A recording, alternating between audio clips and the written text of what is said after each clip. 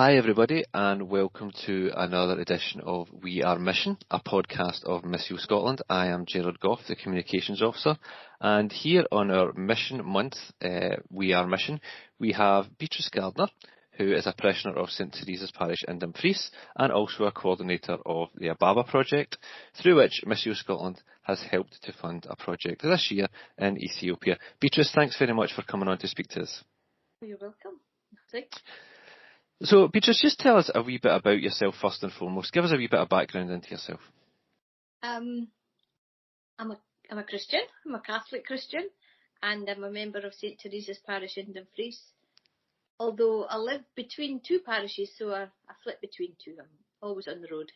Mm-hmm. I like to try and get to Mass daily, and I manage it by keeping up with the priests and where they're saying Mass and following them around the countryside. That's an exaggeration, honest. I do. St Teresa's is my home parish. It's where I was brought up, and it'll always be home. But the other parishes are very welcoming and very friendly, and I enjoy going about them all. So I've got my routine. Mm-hmm. Absolutely. And what about yourself? What about your schooling and your career and things like that? Tell us a wee bit about your background.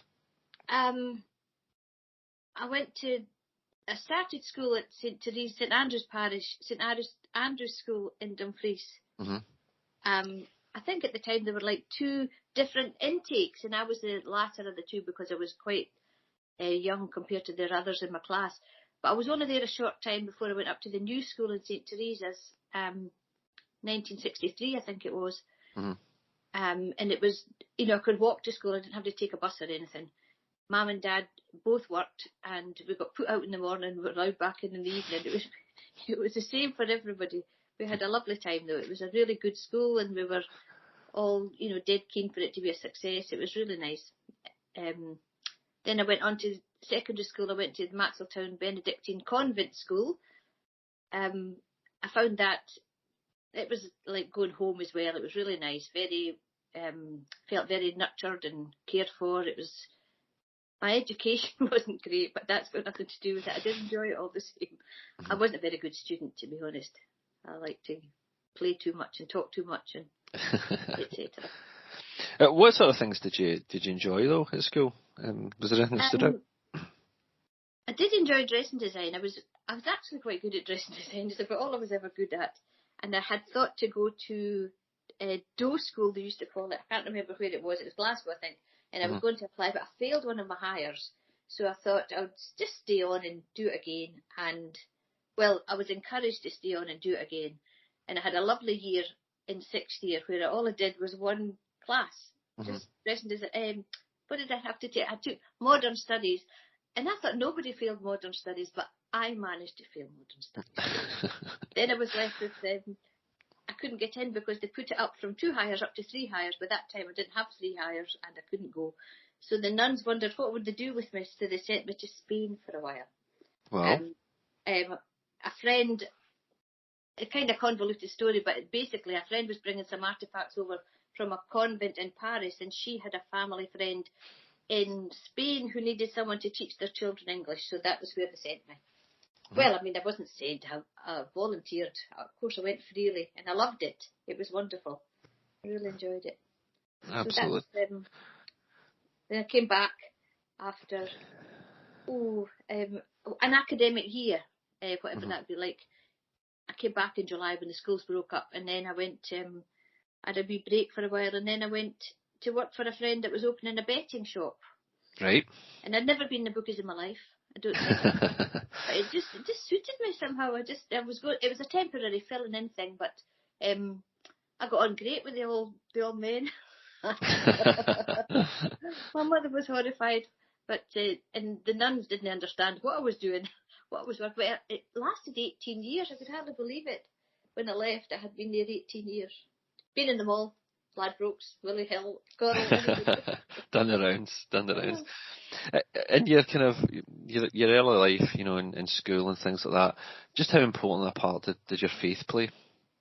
Well, when I was really young, I just fell into it. It just came with the territory, so to speak. But as I got older in school, I was keen to get up in the morning and go to morning mass at the school before school started. That's how keen I was. But and we got breakfast at the school because we would be fasting before we, we were getting Holy Communion before school. Yeah. So it was a lovely introduction to daily mass. Not that I made it every day, mind, but and especially through Lent, it was an easy way to get to mass during Lent. It was a lovely, they took us into their parlour, as they called it, for breakfast. It was just a lovely wee time with the sisters, and they were all, they actually filmed that movie, The Magdalene Sisters, in our school. Right. Okay. Yeah, but it was absolutely nothing like that. It was the complete opposite for me, anyways, and for all my era. It was nothing like that. It was beautiful. It was a lovely place to be educated. Honestly, really Excellent. nice. In terms of like the parish, like prior to the kind of foundation of the Ababa Project, what was your kind of involvement in parish life? At the time, I was just a parishioner, as I say. I would go along to things and turn up. And when I was younger, I used to, have a stall at the summer sales and all that kind of thing. And I was in the brownies and just normal parish things, but I was never involved in the Ababa Project per se. It was really just on the fringes, and I would, if they needed me to do anything, I would help, but, or sew things or that, but just basically on the outskirts, just not with the Ababa Project. But it's been 35 years. I mean, I must have done something. I must have helped in some way, but I never really noticed it. Absolutely. Look, so tell us for people who don't know, tell us a bit about the Ababa Project, what it is, how it started, and things like that.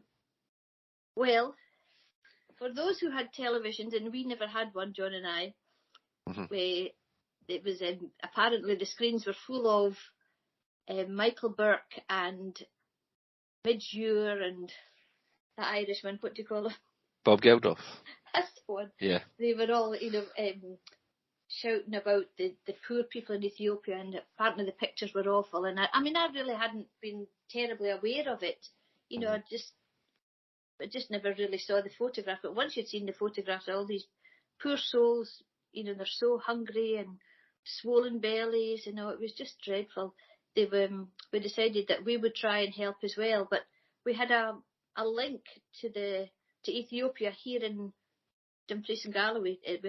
There's a nursing home in Langham where the Ethiopian sisters were working, and there was Sister Colette was the Irish sister from the Franciscan Missionaries of Our Ladies that coordinated all the Ethiopian sisters to come back and forward to Langham.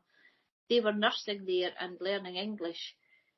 So I think it was Father Mancini, our priest from St Andrews, who had the connection. His mother was a patient there, and we decided that instead of giving our money to Bob Geldof and the rest of it, we would just give it directly to the sisters, and they could help on our behalf. So that's how it started. We just basically took the money to them, and they came down and told us what they did with it. And that was in 1985, I believe.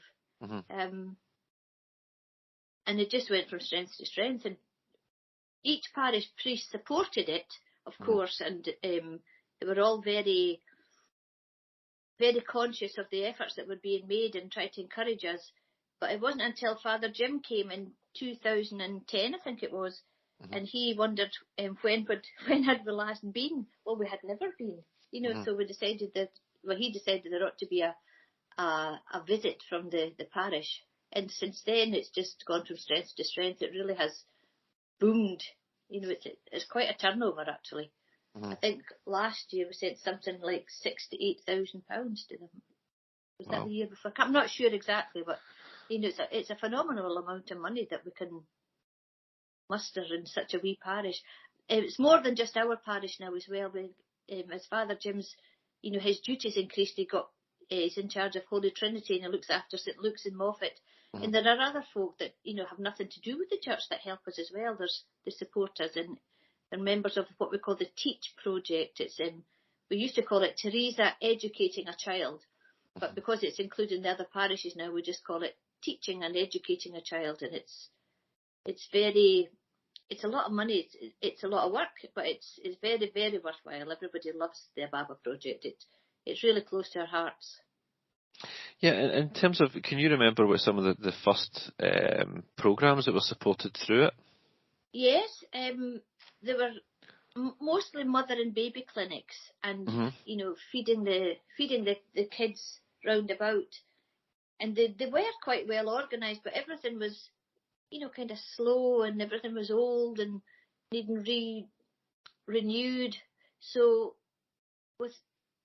we would ask them what they wanted or what they needed, and they would tell us what they needed, and we'd maybe give them. It's a strange one, really, because of the education part of it. I've heard this one. I don't remember it actually, but I've heard it said so often that we sent them money for bookshelves, and they bought bookshelves because we had told them to buy bookshelves as they saw it, but they didn't have any books to put on them. So it was a bit of a waste of time, a bit of a waste of all the effort. So as of then, we decided that we would just leave them, send them the money and let them decide, because they knew best. They know. They're not needing us to tell them what to do with it. So, but we didn't discover that really until we went to visit them, and we found out, that they had no shelves, no books to put on the shelves. So, yeah, that's how it all kind of increased. They're the first things I remember.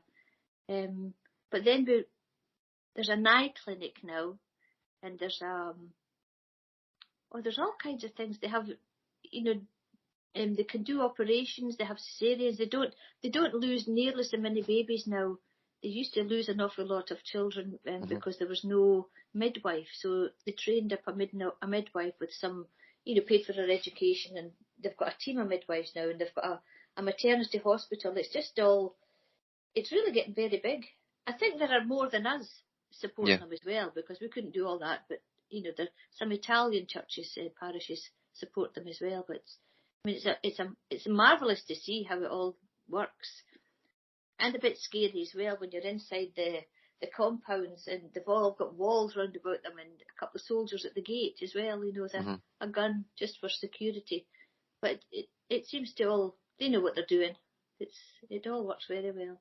Yeah, good stuff. So, tell us a wee bit about that first visit. How did that come about, and what was your impressions of it? Well, I didn't go on the very first visit. The first visit was Father Jim and 9 other parishioners, and it was all. I think they were Derek. That's the other coordinator. He and his daughter Rebecca decided they would go. They wanted the youth of the parish to join them on it. So Rebecca and her father, and another wee girl, Nicole, and her father, Craig, and a young chap called John, I think he was just finishing secondary school, and before he went off to study medicine. So, and then another 2 wee doctors went. Wee doctors, listen to me. There's a young couple, I should say. Now a married couple with 2 children, of course. But they actually got engaged in Bukama when they were in the garden of the sister's garden. He asked would she marry him, and of course she accepted, and it was a big celebration for them. Yet another cake, I suppose. But they found it quite difficult to travel around, because they had such a number of them, and it was just too much for, quite a lot anyways, to hire a minibus and travel around Ethiopia for as long as they did. But the second journey, we decided just the 3 of us would go and make it much easier. 3 people in the back of a car, it was fine.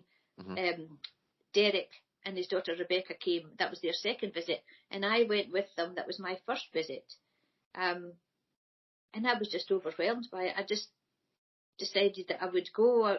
I was a bit scared, of course, just because there's trouble in different parts of Ethiopia. And everybody had this notion that I was going to, I was going to be living in the bush, and I would be in a mud hut and all that. And I was getting quite scared myself. But it's nothing like that. They're all civilized, and well, not all civilized, but they're very much civilized. The people that we know, and they're just lovely people. The sisters are amazing. Yeah, obviously, like you and your fellow parishioners have been raising money for decades and stuff like that. But did you find everything was kind of brought to life when you went to Ethiopia for yourself and seen some of the projects in action? Yeah, I think I've actually been quoted as saying that it was ridiculous that, I couldn't imagine how it all came together and what it was like. But once you got there and you see all the wee sheds and the wee huts and all the different the signs on the doors and everything's handwritten and it's so old fashioned. And the waiting room was people just turn up and there's no appointment system. It's like a bus. You sit on a bench and then they move along the benches and they just get called into the different rooms. It's really quite backwards. It was then certainly, but everything's getting there. One of the things that they were hoping to build this year was a proper waiting room with doors and walls, as opposed to just a shade from the sun. Yeah, it's fascinating when you see how they work, and they're so well respected. The sisters and everyone who works for them. They're like people follow them along the street just because they know that they're good and there's something happening when they're in the area. It's normally very often it's help. They're coming to assist someone or interview them for sending their kids to school or something. Yeah. Yeah, it did. It very much brought it home to me. Just what we were doing actually, because it's kind of otherworldly. You just put the money in an envelope and send it off. But when you're actually on the ground and there was a baby born actually one day when I was there. We were walking along the street. Derek and Rebecca and I, we were going for a coffee ceremony, as they call them, and our the housemaid, I think her name was Alemnesh or something like that, and she was taking us and guiding us, but there was a bit of a kerfuffle across the other side of the road, and she asked us just to wait, and we did. And it was a lady just got out of one of these wee Bajaj buses, and she just sat down on the ground and had her baby. She was actually on her way to the clinic for a checkup in her Bajaj, and she just lay down, and everybody, the other ladies that were round about, they all crowded round and took off their headgear and held it up like this so that they could shade her, and let her have her baby in privacy. And the Lemnish that was with us, who was also a midwife, she just went in, she cut the cord and tied it and sent her on her way, and that was it. It was quite an exciting afternoon. I was flabbergasted. Absolutely. A couple of things then, when you went on the kind of first visit, did you feel like it reinvigorated your faith as well? And what was the welcome like from the people? The Ethiopian people? Welcome was something else. It was so joyous. It was like being invited to a big folk dance, and the whole town was dancing. Everybody was clapping awful lot. There's no drums. If there is a drum, the drum will be beaten, sure enough. But even in mass, they have a drum, and one of the sisters plays the drum. But they just use their hands and they make their own music, and everybody joins in. They're singing, and of course we've no idea what they're singing, but they la along anyways. But it certainly makes you realise how much faith these people have. Yeah. Because they're so poor and they just trust in God, and that's it. And such great big happy faces. They're just wonderful. It's amazing. Yeah, it makes you realise how fortunate you are in most ways. In things, but sometimes you might feel you're kind of jealous, not jealous, but envious of their faith and how they can live so simply with so little and so happily with their great big grins. Absolutely. Just in terms of you spoke about the support there. What's that been like from the kind of various parish priests and the neighbouring parishes down throughout the years? Well, I think we were maybe a wee bit slow in advertising it to the other parishes. I was very keen to take it to Lockerbie and take it to Moffat and introduce them. And I remember Father Jim said to me, just calm down, just take it easy. We'll get there. And we are there. He was quite right, of course. We are there.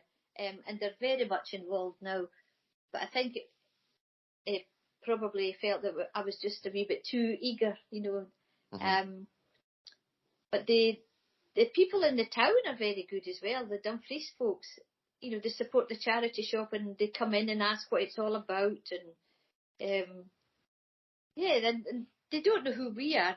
Sometimes they've never heard of Ethiopia even. Sometimes they've never heard of, this St Teresa's. What church is that, Hen? They don't know where we are, but they like to inquire anyways, and they're very keen to help.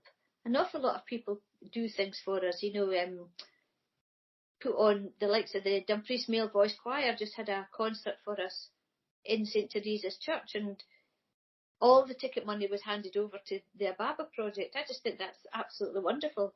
And I think they gave us £600. It was amazing. But they asked about the parish priests over the years. I mean, every one of them. I remember Father McSorley he was always putting a box out at the back of the church for it too. And he always seemed like he wasn't, very excited about it, but he never forgot about it. He was always asking and involving us and trying to get us to go on with it and do some more. And yeah, they all did, all the priests. I can't remember. I think Father Walsh was away when they started it. Father Walsh had been moved, and Father, what's his name, was there? What do you call him? Sam McGuinness. He was our parish priest, and I think he was the one that started it all off, got the ball rolling actually. God rest him, he's away too now. He was for a long time. In terms of, you mentioned as well earlier on about a sister Colette here, working here in Scotland. Who are some of the key people over there in Ethiopia with regards to the Ababa Project? Who are some of the people that you deal with the most? Some of the real characters are Sister Ababa was the regional superior when I first went there, and she's a larger than life character. I mean, she's not huge or anything, but she's just such a personality. And I think when her time was up, she got sent to Mullingar in the south of Ireland. So she's there at the moment, and she'll be leaving on the 19th of September, I think it is. She's coming back to be the regional superior in Ethiopia again, which is great for her and great for us, because we've already got the contact and we know her so well, and she knows us. But one of the other people that's a big help to us is Nega. Nega Sorsu is his name. He works for the sisters. He's a very well educated young man. He's married with 2 wee girls, and he lives in Adama. His home's in Adama. It's not his home place, but that's where he lives, he and his wife. And he seems to manage to do everything. He's got very perceptive, he sees things that nobody else sees, and you think, oh yeah, of course, Nega, why didn't I not see that? He's just a really down-to-earth guy, and he talks to everybody in such a mild-mannered way. He's really excellent and very forthright when he needs to be. I mean, he's excellent. It's like he was made for the job, and he's good with us. He understands English very well, and he's got some kind of computer, and he's on Facebook, and yeah, he's a great guy, Nega. There are lots of them. So he's obviously like pivotal to some of the kind of successes of the project and things like that. Yes, indeed. Sorry. No, sorry. In terms of like the successes of the Ababa Project, what have been the kind of major ones, do you think? Well, personally, I was delighted, very much delighted, to see what they've done for the elderly sisters in Addis, in Adama. They've built how they managed it, I don't know, and where they've put it, they seem to have just slotted in a home for the sisters, and it really top. It looks, anyways, top quality. We'll see how long it lasts, but it's very well. It looks very well made, and a wee chapel right beside it for them, and then it's within a huge compound, and they've got everything they need in there. I mean, if they didn't go out, it wouldn't matter. But there's such a buzz about the place. They've got the eye clinic there, and the maternity clinic there, and they've just got everything they could ever want in there. It's wonderful. They really are an absolute delight. These old sisters, that a couple of them are bedridden, and it's terribly sad, but they're just such fun. And it was a worry, where were they going to put them all, because they're all aging and they don't seem to be being replaced at the same rate as in years gone by. But they're all Ethiopian now. When Sister Colette used to look after I don't know what her name was, she was probably the regional superior then. I think that was her title. She was the only European, and there were very few Ethiopians, and they were all Europeans to start with. But it's totally reversed now. They're all Ethiopian now, and they're all running it the way they need it run, and they know it better. Actually, I'm quite sure they do. Yeah. But the Irish sisters they're becoming quite scarce too, and they're not so necessary now that the Ethiopians are, on their own feet, so to speak. But yeah. And just in terms of parish visits to Ethiopia, how many have there been? 3 in total. 2012. Yep. The first one. 2013, Derek, Rebecca and I. And then 2019, Father Jim, Chelsea and I. The 3 of us went. It seems to be a good number, we thought, anyways, for travelling. Well, to save them, having 2 cars for us or a minibus or anything, it's much more economical for 3 of us to go. And it's just it's a perfect number for travelling through airports and things too. Yeah. Obviously, so 2019, the last time, and then COVID-19 came. Yeah. How did that affect your efforts, the efforts of you guys down in Dumfries, and the efforts of the Franciscan sisters over there in Ethiopia? Well, it's a shame really, because our income it was really knocked on the head almost, because nobody was allowed to go to church.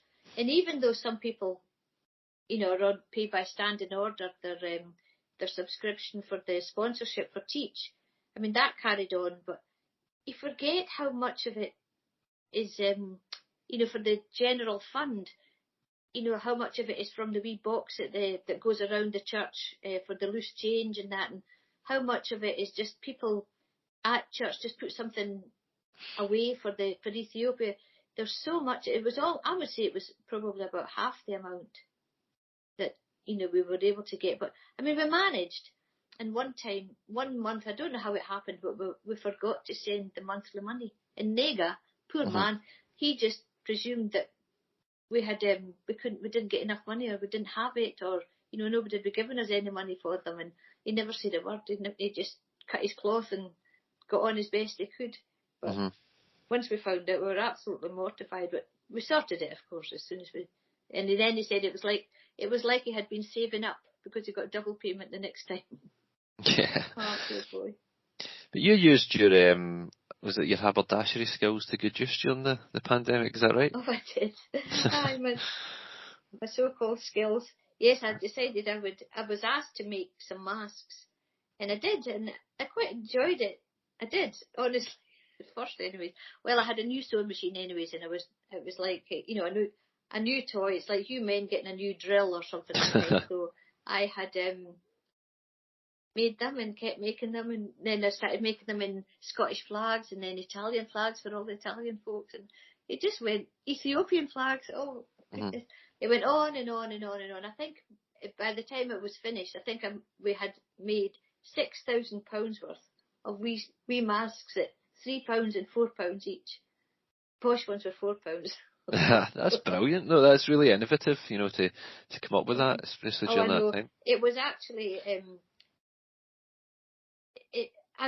I'm only joking when I say it nearly caused a divorce, but the dining room here, it was like a wee sweatshop.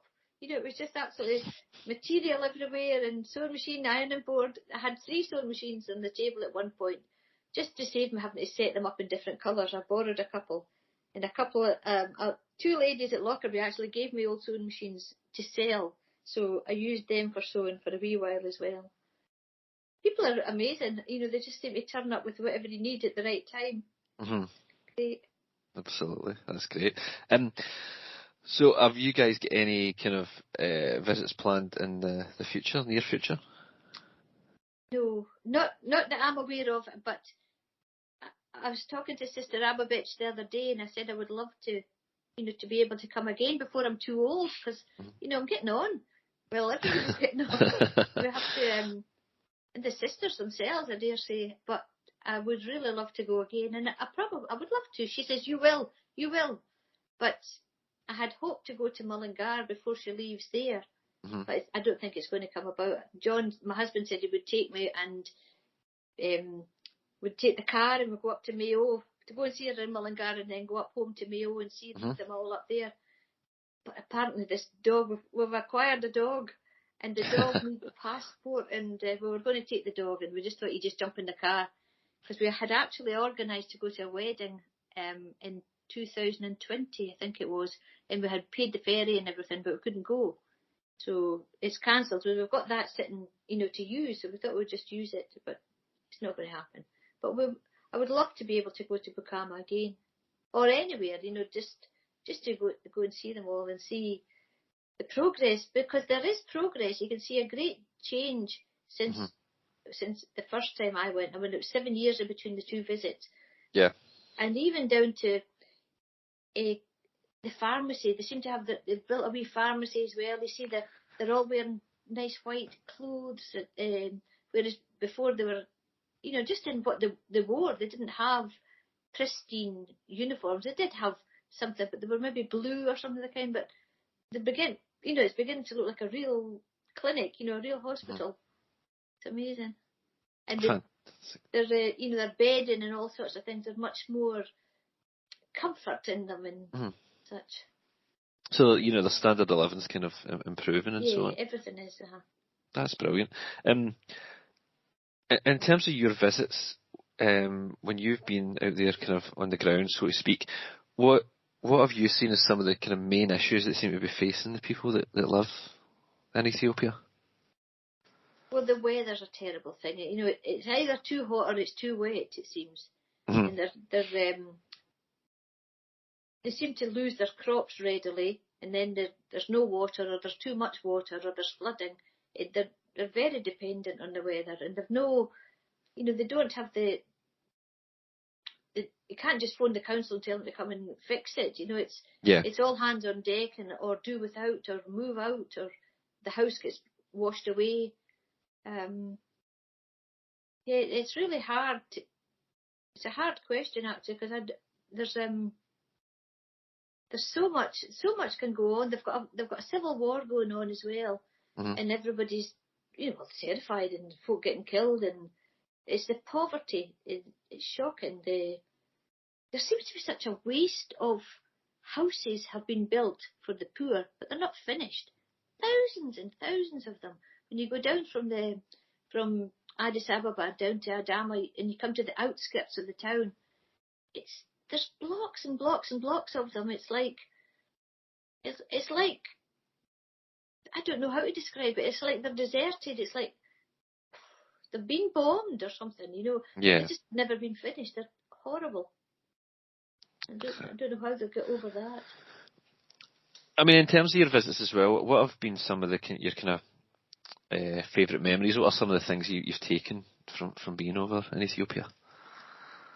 Well, it's a funny thing, but the one that really sticks in my mind is one Sunday afternoon, after lunch, we were going to go for a walk. And I said to Derek and Rebecca, we can go for a walk or something, and we'll go. So, but we're not allowed to go anywhere on our own. They always have to come with us, because in case we get lost or something. Yeah.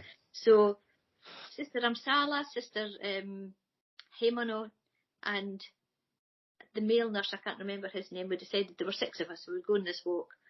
And we started to go, and it was utterly amazing how many people we ended up being on the walk. There would have been over 200 people. Just, and it's like, when you hear in the Bible, and a great crowd gathers. It was that. It's like the Bush Telegraph or something. Oh, the Scottish people are out for a walk. Let's go. Or you wonder how they manage it. I mean, a couple have mobile phones, but it's just, I don't know. I don't know how they do. And it was the most awful walk in your life. They took us, oh dear, crossing rivers on logs. Walking across logs. The wee sisters. with their long flowing robes on, and us, and we got separated, and then the rain came on at 5 o'clock, and 5 o'clock at night, it seems it rains every night at 5 o'clock, and why we weren't home before 5 o'clock, I don't know, but then it starts, the road turns into a red river, and we're sliding all over the place, and somebody ran on and asked, I don't know how they did it, but they got them to bring a pickup and piled us in the back of the pickup, and then it got stuck in the mud. Just, things like that. Everything's so basic, and you can't really plan for anything. Yeah. But I mean, that's their life, and they manage fine. But they're quite laid back. They're not like us, there's no schedule or anything. But that's just one of the lasting memories. I'll never forget that day. I thought it was going to die or something. An adventure, certainly. I know. So, and encouraged by the example of you guys down in Dumfries with the Ababa Project, obviously this year Missio Scotland is supporting a project that is run by the Franciscan sisters, and it is the building of a cafeteria for kids in a school, kids with disabilities, which is really fantastic. So, just from your perspective, what are your thoughts on Missio Scotland giving a wee boost to some of the work that the sisters do over there, and through yourselves in the Ababa Project? Oh, well, on a personal level, I'm just delighted that they're getting, this extra help. Mm-hmm. But the project as a whole, I mean, everybody's quite stunned that somebody comes along and takes us under their wing sort of thing and gives us £10,000 to them, for their dining room. It will make such a difference to them, because it's hard to believe how hot the sun is. And they can't just get up and walk out of it. There will be things in wheelchairs and, calipers on their legs and all that kind of thing. But they need to be outside as well, so they'll make it perfect for them. And we're ever so grateful to Missio, and so are they. Nega's just beside himself, being able to. It's almost like he's the bearer of good news when he comes back and tells them that what's happened, well, yeah. I suppose he is the bearer of good news, but, he takes it as and we, give him a kind of a badge of honour, because he's managed in it, and he's doing it all. He's keeping everybody on their toes as well, he watches everybody quite carefully. He's a great wee man. And how is the kind of news of the support from Missio Scotland received within the parish itself? Everybody's delighted. Everybody's quite taken aback. I don't think they expected, or maybe we weren't just very aware that Missio had this ability to, to take something under their wing, something locally. I don't think I really knew that. Mm-hmm. Maybe the priest wasn't surprised, but I was absolutely, high as a kite, basically. Yeah. And we spoke just very, very briefly about Father Jim, and obviously I'm a big fan of Father Jim's from his time in Saltcoats. So can you tell us about what's his been involvement with the project since he's come in? How has he helped to drive it? Well, the first thing, the main change was we had a box at the back of the church, just one Sunday a month. Every first Sunday, I think it was, we had a wee box at the back of the church. And Father Jim wondered if it wouldn't be better if we could, go around, hand it around, like the collection. Mm-hmm. Not a special collection as such. We don't call it that, just to gather up the loose change. But what a boost it was, really. It more than doubled the take every month. It was a very good idea. I was really, really amazed at how much more we collected from it. And he sees prospect of making money for the project in anything. Not anything, that's unfair, but, much more than we would or anything. And whenever somebody suggests doing something, they say, oh yes, and we could do that for the Ababa Project as well, and just different things. He's really very switched on to it and very keen to help. Yeah, I think he's a good man for the job. Absolutely. Yeah. One thing we've actually not touched on is has there been support from the schools in the nearby area? Oh yes. Our own primary school, St Teresa's, they sponsored a child every year. They take a child and but it takes them all year to, gather up the money. They maybe have a coffee morning and this, that and the other, and they're always towards the end of the school year, they give their cheque for, it's £240 for a child for the year. Right. And they maybe have a final boost with their big coffee morning just before the end of the the start of the summer holidays, and they hand over their cheque. But last year, they decided they would do something different, and they did a sponsored walk, and I think they made £1,600. They sponsored 8 children that year, which that's brilliant. I know, and they're still, that's this year. They collected it last year, and it's being used up this year. It's just amazing how much they can. We do. I've been up to the school a couple of times with gifts from the sisters as well. They maybe send these wee rubber band things with the Ethiopian flag on, and I take some of the dresses up and let them try them on, the Ethiopian things that they've sent for me with the veils and the multicoloured things, the scarves and all sorts, and just talk to them about it and keep them informed. And in fact, I'm probably due to go up again. It's really nice being through, with the kids and sharing it with them, and they seem to really take it to heart. When they're allowed to, they're more involved somehow when you're there and letting them try the frocks on. And maybe it was just because it was all girls that year. I don't know, with the primary 7. But it's really worthwhile, and the kids are wonderful. They love to help, especially when it's people their own age and they see how poor they are. It really gets home to them. It does, and they're good wee souls. And just in terms of it, what about local press? Have you quite a bit of local press for your efforts? Yes. I think, in fact, there's one of the ladies in the local Standard. She seems to, I don't know, she doesn't seem to bother about how many times I call her, or, she seems to put something in the paper every opportunity and sends a photographer up. And sometimes you think, must have been a really bad, slow news day. They've got a great big bit about the Ababa Project. I'm not complaining, I'm just saying it's just, I think there's my dog wondering what I'm up to.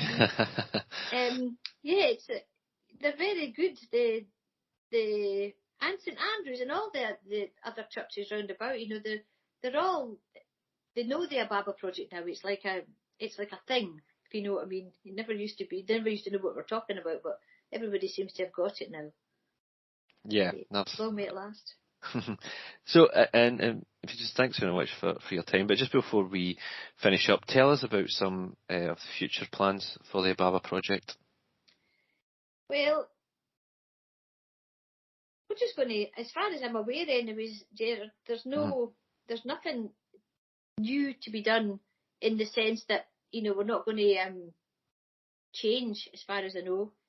I don't know how long I'll be a coordinator, but if somebody else wants the job, they're welcome to it. But I'm enjoying it, and I quite like doing it, and I don't mind it. I'm kind of retired anyway, so it's not. And I'm getting the pension shortly. So I think I'll be staying with it if I can, and hopefully we'll just try and grow it a bit more, and get as much support as we can, and keep people informed as to what's going on. Maybe get some more of the young people in the parish involved. That would be a good thing if we could. We do talk about bringing them along, but to get them to church first is a big thing, and then we'll get them into the Ababa Project. But any that do get involved seem to stick with it. Chelsea really enjoyed her trip with Father Jim and I. She quite an eye opener for her. I don't think she realised how poor the poor are, really. But then I don't know if I did either before I went the first time. Yeah. It's quite severe. Some of it is quite severe. Yeah. People, living on the streets. Well, it's good to know that there has been a wee bit of a change in circumstance for people over there because of people like yourself and the parishioners of St Teresa and Dumfries. So, Beatrice, keep up the good work. Thank you very much for your time and taking to speak to us today, and God bless. God bless, Gerard. Thank you very much, and miss you in general. Cheers. Thank you. Bye-bye.